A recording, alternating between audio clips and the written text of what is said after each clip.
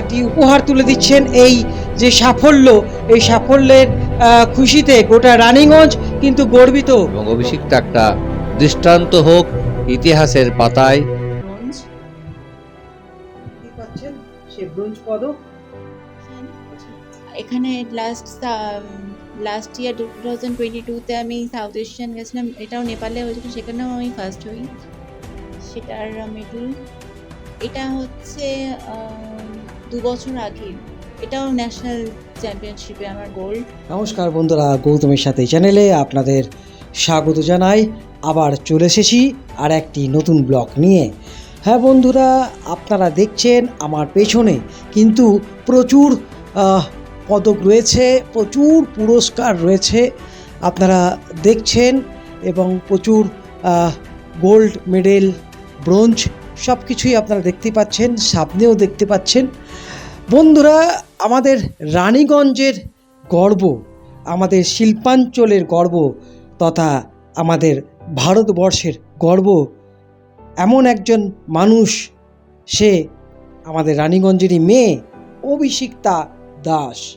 হ্যাঁ বন্ধুরা, গৌতমের সাথে মানে এর আগে কথা ও গানে গৌতমের সাথে যখন চ্যানেলটির নাম ছিল তখন আপনারা দেখেছেন অভিষিক্তার যোগা।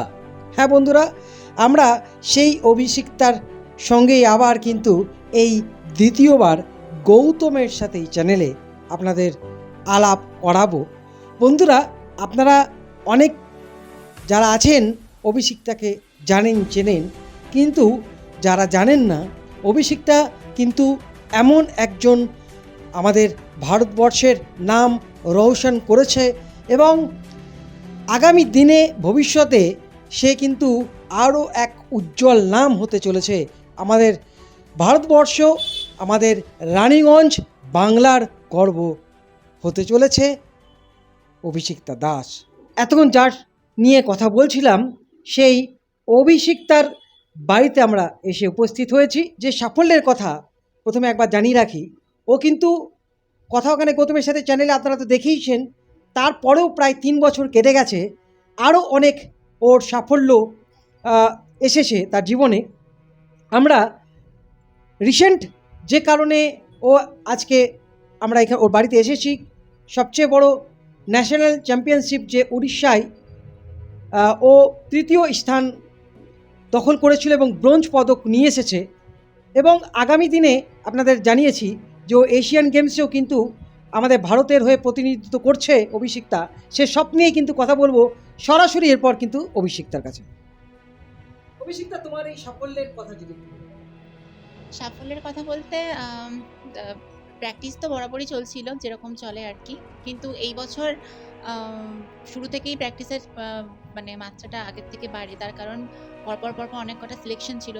তার আগে চন্দননগরে সাউথ এশিয়ান গেমসের সিলেকশন ছিল, সেখানে সিলেক্ট হওয়ার পর থেকে প্র্যাকটিসটা আরও বাড়াতে হয়, কারণ এরপরে অগাস্টেই আমার সাউথ এশিয়ান গেমস আছে নেপালে, যেটা এখন আমার কাছে সবথেকে প্রথম টার্গেট হচ্ছে সেটা। তারপরে সাউথ এশিয়ান গেমসের পর এশিয়ান গেমস রয়েছে নেপালে, দুবাইতে নভেম্বরে, তারপরে ওয়ার্ল্ড চ্যাম্পিয়নশিপ রয়েছে ডিসেম্বরে। এখন এই কটা ইভেন্টের জন্য আমি একটু বেশি ব্যস্ত আর কি। তাহলে বন্ধুরা তো শুনলেনই, সে কিন্তু প্রতিনিধিত্ব করছে ভারতের হয়ে, দেশের হয়ে, এবং গর্বের বিষয় সে কিন্তু আমাদের রানীগঞ্জের মেয়ে। তো গৌতমের সাথে এই চ্যানেলে বরাবর কিন্তু আপনাদের আমরা দেখিয়ে এসেছি মোটিভেশনাল ভিডিও। তো আজকে যারা সাফল্যের পেছনে যারা রয়েছেন, সাফল্য যারা পাচ্ছেন না, তারা কিন্তু ভেঙে পড়বেন না। আমরা অভিষিক্তার সঙ্গে কথা বলবো, সে কি করে এই সাফল্য অর্জন করেছে, কি শক্তিতে এবং কতটা লড়াই করতে হয়েছে তোমার জীবনে, যদি একটুখানি শেয়ার করো যারা এখনো সাফল্য পাচ্ছে না। সাফল্যটা তো আর বললেই পাওয়া যায় না, কারণ এর পিছনে কিন্তু অনেকটা পরিশ্রমের প্রয়োজন হয়। মানে বেশিরভাগ অ্যাথলিট বা প্রত্যেকের মানুষের জীবনে এটা হয়ে থাকে যে আমরা একটা কাজের পিছনে অনেকটা সময় ইনভেস্ট করছি, কিন্তু তার মানে সেটার সাথে যথেষ্ট ফলাফল আমরা যখন পাই না, তখন কিন্তু আমরা ডিমোটিভেট হয়ে যাই বা আমরা ডিপ্রেশনে চলে যাই। এই জিনিসগুলো কিন্তু কাটিয়ে উঠতে হবে।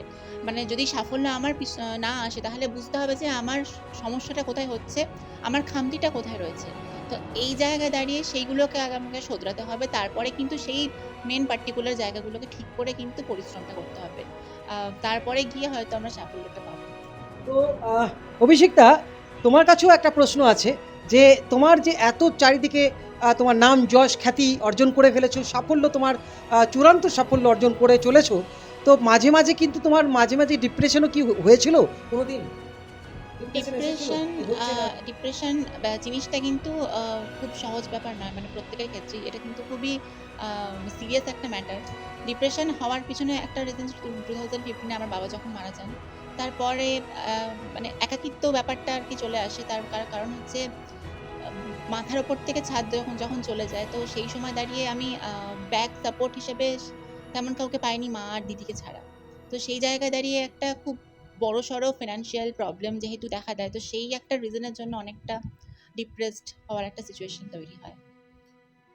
তাহলে বন্ধুরা দেখলেন তো, শুনছেন, এই যে এত সাফল্য, তার পেছনেও কিন্তু লুকিয়ে রয়েছে অনেক অজানা কাহিনী এবং মনের দুঃখ বেদনা সব কিছু লুকিয়ে রয়েছে, কিন্তু তবুও কিন্তু ও সাফল্য অর্জন করেই চলেছে এবং এমন একটা দিন আসবে সে কিন্তু ভারতবর্ষের নাম আরও উজ্জ্বল করে তুলবে, অভিষিক্তা দাস।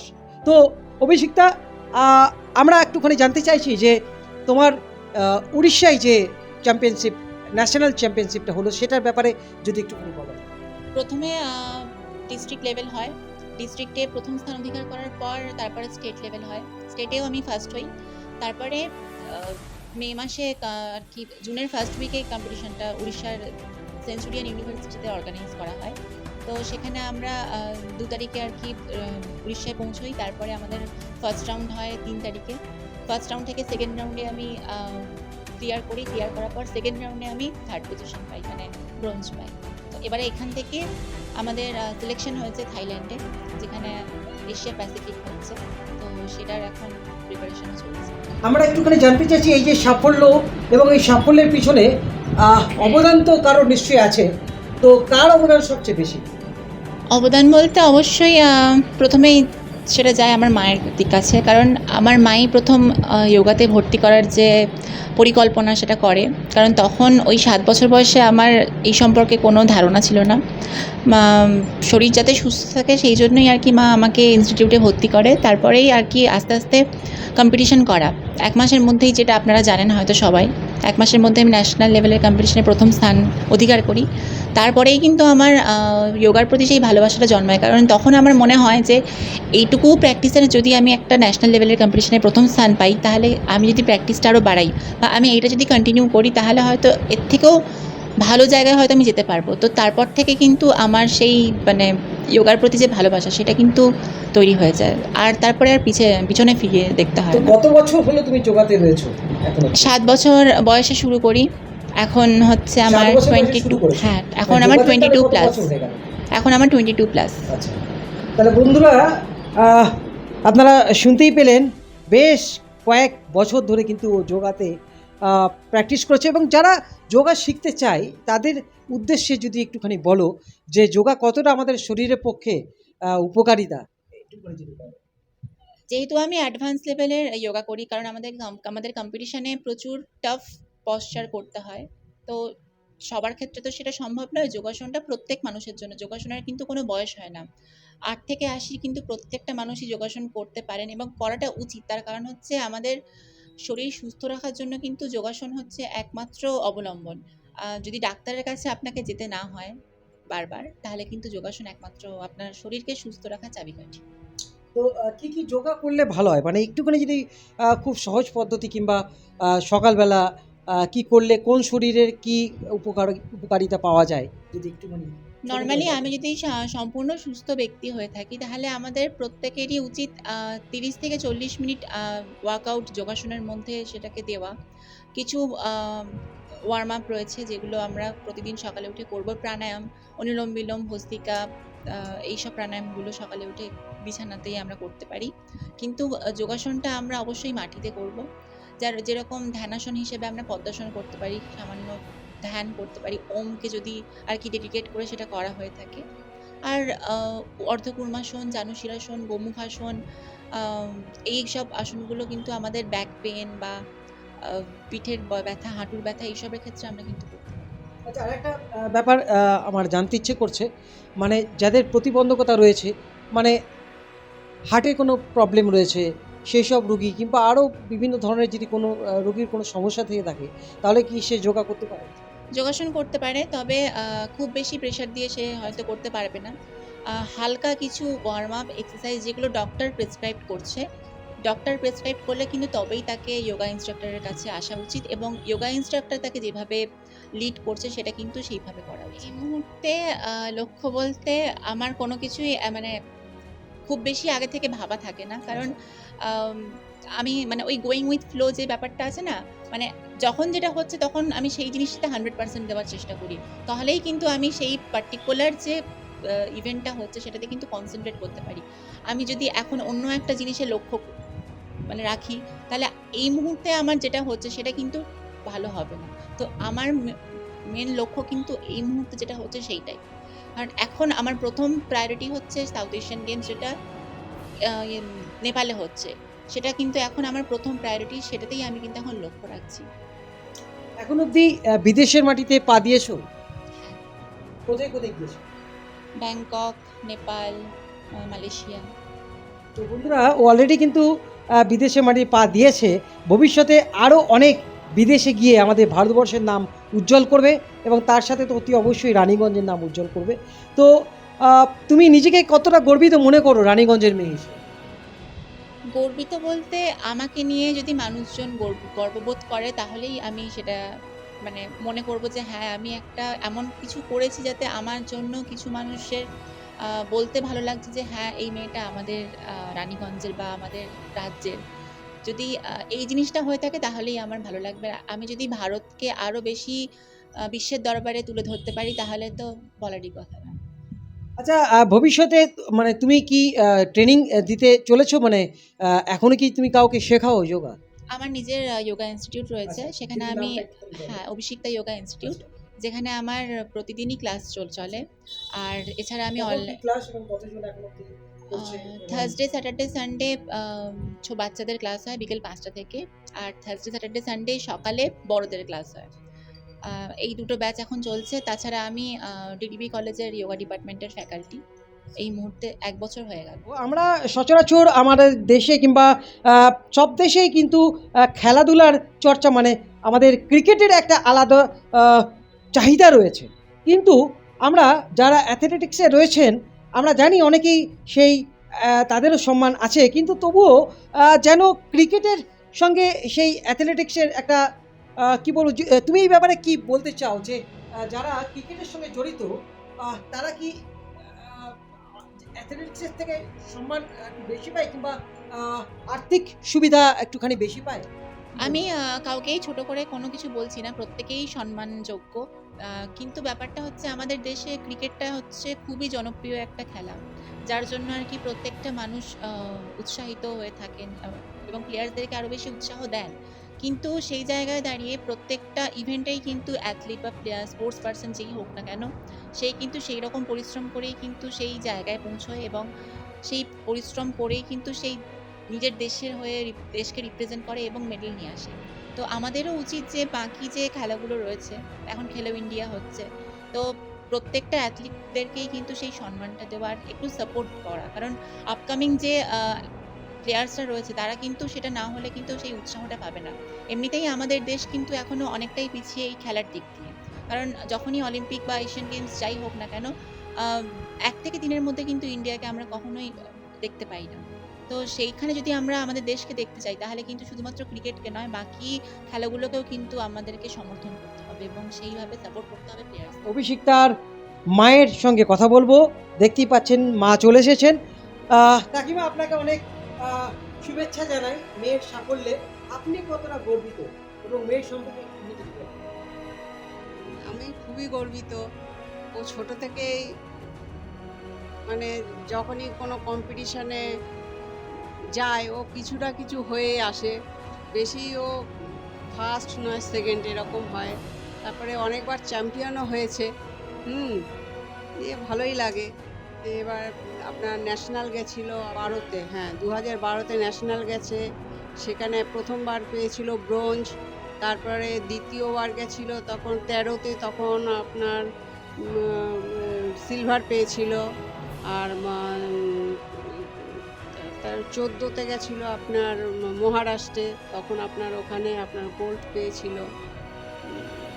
ভালো, বন্ধুরা, হ্যাঁ। আপনারা দেখছেন মায়ের কিন্তু সব কিন্তু মুখস্থ কোন বছরে কি পদক মেয়ে নিয়ে এসেছে।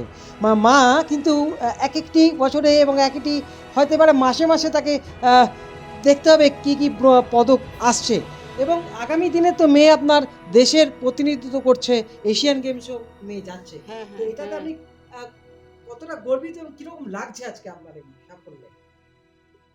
খুবই আনন্দ লাগছে। মেয়ে কি ছোটবেলায় খুব দুষ্টুমি করতো, মানে কি? না না, শান্তই ছিল, আচ্ছা শান্ত ছিল, বেশি দুরন্ত ছিল না। আচ্ছা।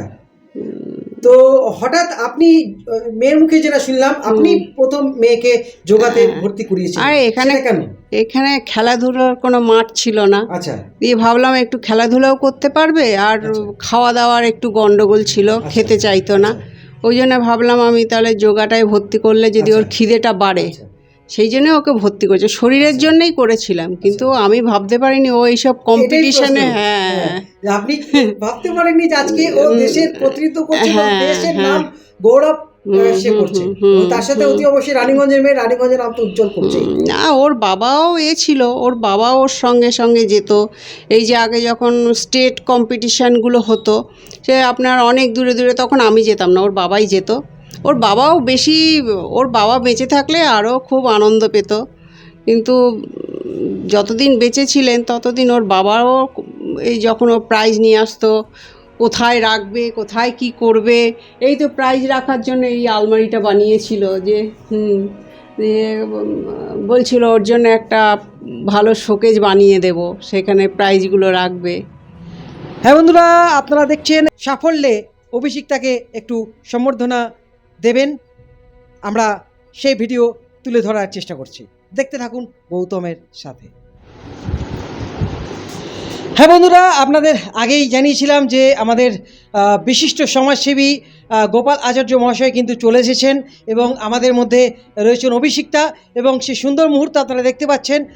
গোপাল আচার্য মহাশয় কিন্তু তার হাতে একটি উপহার তুলে দিচ্ছেন। এই যে সাফল্য, এই সাফল্যের খুশিতে গোটা রানীগঞ্জ কিন্তু গর্বিত এবং গোটা দেশ গর্বিত, এবং আগামী দিনে অভিষিক্তা কিন্তু দেশের হয়ে প্রতিনিধিত্ব করতে চলেছে। সে দুবাইয়ে, সে নেপালে যাচ্ছে। তো বন্ধুরা, কীরকম লাগছে যদি একটুখানি আমাদের গোপাল আচার্য মহাশয়কে জিজ্ঞেস করি যে আজকের এই মুহূর্তটা এবং আজকে একটু সাফল্য কীরকম লাগছে? অভিষিক্তা যে এই বিগত শুনছি 7 বছর বয়স থেকে সে এই যোগাতে তার শুরু হয়েছিল, এবং 22 এই সময় তার বয়স, অর্থাৎ এই 15 বছরের দীর্ঘ তার সাফল্যের জীবন, এবং সেই পিছন দিকে তাকে ফিরে তাকাতে হয়নি, ক্রমাগত তার উত্তরণ হয়েছে ভগবান স্বয়ং শ্রীকৃষ্ণের আশীর্বাদে এবং সর্বোপরি তার মা বাবার আশীর্বাদে। আমরা তো তাদের প্রতিবেশী, একজন ক্ষুদ্র মানব মাত্র। অ্যাকচুয়ালি আমার এখানে আসা একটা সৌভাগ্য যে আমারই কন্যা সম একটি মেয়ে, রানীগঞ্জের মেয়ে, এবং সেই জায়গায় আমরা গর্বিত যে অভিষিক্তার মতো মেয়ে আমাদের জন্মগ্রহণ করছে রানীগঞ্জে, এবং রানীগঞ্জের মাটি ধন্য হয়েছে। এবং অভিষিক্তার যে বিগত ন্যাশনাল চ্যাম্পিয়নশিপ হয়েছে, এরপর তার ওয়ার্ল্ড চ্যাম্পিয়নের দিকে আগাচ্ছে। 2023-এই তার ওয়ার্ল্ড চ্যাম্পিয়ন প্রতিযোগিতা আছে, এবং সেই প্রতিযোগিতায় যাতে যেমনভাবে সে 15টা বছর ধরে একদম তার উত্তরণ ক্রমাগতভাবে এবং সুন্দরভাবে মসৃণভাবে হয়েছে, এবং আমি ঈশ্বরের কাছে প্রার্থনা করব, ভগবান শ্রীকৃষ্ণের কাছে এবং সকল মানুষের আশীর্বাদ নিয়ে যেন অভিষিক্তা আগামী দিনে তার এই ওয়ার্ল্ড চ্যাম্পিয়ন হয়ে রানীগঞ্জে আসে, এবং সেক্ষেত্রে রানীগঞ্জের নামটা পৃথিবীর মানচিত্রে একটা নতুন করে রচিত হবে, নতুন করে সেখানে দেখানো হবে। এই আশা এবং আকাঙ্ক্ষা নিয়ে যাতে অভিষিক্তা আগামী দিনে তার উজ্জ্বল ভবিষ্যৎ গড়ে এবং রানীগঞ্জের সে একটা প্রেরণা হয়, এবং বহু কিশোর কিশোরী তার দ্বারা অনুপ্রাণিত হয়ে আগামী দিনে তারাও জীবনে সাফল্য অর্জন করে, এবং অভিষিক্তা একটা দৃষ্টান্ত হোক, ইতিহাসের পাতায় অভিষিক্তার নাম রচিত হোক, এটাই আমাদের প্রার্থনা ঈশ্বরের কাছে, এবং তাকে আশীর্বাদ করি সে আরও অনেক বড় হোক। সুস্থ থাকুক, সুন্দরভাবে তার জীবন গড়ে উঠুক। তার মা বাবা ধন্য যারা তাকে জন্ম দিয়েছে, ধন্য আমাদের বাংলা, ধন্য আমাদের রানীগঞ্জ। হ্যাঁ বন্ধুরা, তো আপনারা দেখলেন খুব সুন্দরভাবে আশীর্বাদ করলেন এবং খুব সুন্দরভাবে বললেন আমাদের সবার খুব ভালোবাসার মানুষ শ্রী গোপাল আচার্য মহাশয়। এবং আপনারা দেখলেন অভিষিক্তা তার জীবনের কথা আপনাদের সঙ্গে শেয়ার করলেন। এবং এই যে আপনারা দেখছেন গৌতমের সাথে মোটিভেশনাল আজকে ভিডিও তুলে ধরার চেষ্টা করলাম। যারা ভেঙে পড়ছেন যে সাফল্য তাদের জীবনে আসছে না, কিন্তু সাফল্য কিভাবে আসে, কিভাবে আসবে, তার যে অভিষিক্তা তার জীবনের কথাগুলো বললেন, আপনারা দেখলে আশা করি আপনাদের জীবনেও কিন্তু খুব এই ভিডিওটি দেখলে সাহায্য হবে, আপনাদের জীবনে কিন্তু আরও সাফল্য এগিয়ে আসবে। তো বন্ধুরা, এইভাবেই দেখতে থাকুন গৌতমের সাথে, আর পাশে থাকুন, সাথে থাকুন গৌতমের সাথে। আজকের মতো অনুষ্ঠান এখানে শেষ করছি। আপনারা সবাই অভিষিক্তাকে আশীর্বাদ করুন, ও যেন দেশের আমাদের নাম রোশন করে, আমাদের দেশের নাম রোশন করে। ও যেন এশিয়ান গেমসে আমাদের ভারতের প্রতিনিধিত্ব হয়ে যাচ্ছে কিন্তু সাফল্য অর্জন করতে পারে, সেই আশীর্বাদ করুন এবং সেই আশা কামনা রেখে আজকের মতো অনুষ্ঠান এখানে শেষ করছি। আপনারা সবাই ভালো থাকুন, সুস্থ থাকুন। ধন্যবাদ। শুভরাত্রি।